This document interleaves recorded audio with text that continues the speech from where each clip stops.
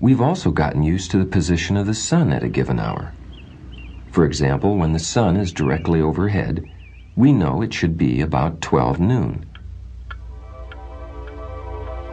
But as this diagram shows, the sun can only be directly above a small portion of the earth at any one time.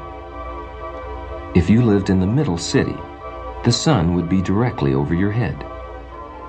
If you lived in the city on the right, the sun would appear to be lower in the sky. And if you lived in the city on the left, the sun would also appear to be lower in the sky, but in the opposite direction. If the earth kept only one time, it would be 12 noon in all three cities, even though the sun is in different positions for each of them.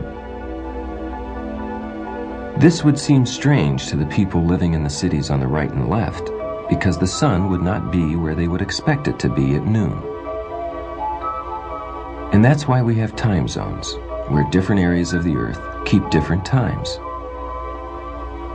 The people living in the middle city will be in one time zone. Since the sun is overhead here, it will be 12 noon. The people living in the city on the right will have a different time because the sun is lower in the sky.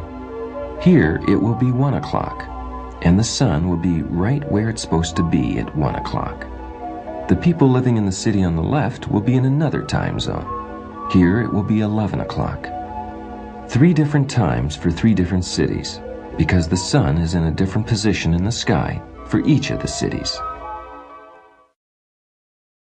Time of day is determined by the Earth's relationship to the sun, as the Earth spins on its axis. Every place on Earth has a unique time. For instance, when it's noon in New York, it's night in Bangkok. International travel made an international standard of time necessary. The world was divided by an international agreement into 24 zones, each of which would be 1 hour ahead of the zone to the west. The baseline for this new system was the Greenwich Observatory in England. Therefore, the time in Greenwich, or Greenwich Mean Time, is used when an internationally recognizable time is needed. This system remains in use today. Individual countries have sometimes altered the zones to avoid confusion. Alaska should be in 4 different time zones, but these zones were changed so that most of the state operates with a single unified time.